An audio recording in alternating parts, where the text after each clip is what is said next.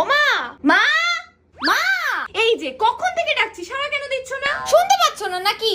হ্যাঁ শুনতে পাচ্ছি তো, এসে থেকে তো শুনেই যাচ্ছি, কখনো তোর বাবার, কখনো তোর ঠাম্মির, কখনো তোর দাদুর। বল না, তুইও কি বলতে এসছিস বল, শুনে নিচ্ছি।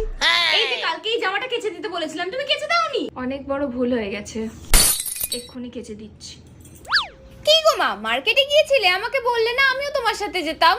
ভুল হয়ে গেছে মেম সাহেব, এবার থেকে যেখানেই যাব আপনাকে জিজ্ঞাসা করে যাব।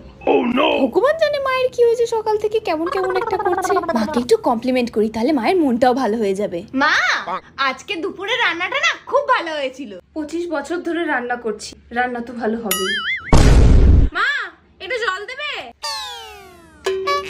আর কিছু? চা, কফি, বিস্কুট? না না বলুন না, আমি এনে দিচ্ছি, বলুন। তুমি বলতে পারতে, আমি গিয়ে নিয়ে আসতাম। তো যাস না কেন আনতে?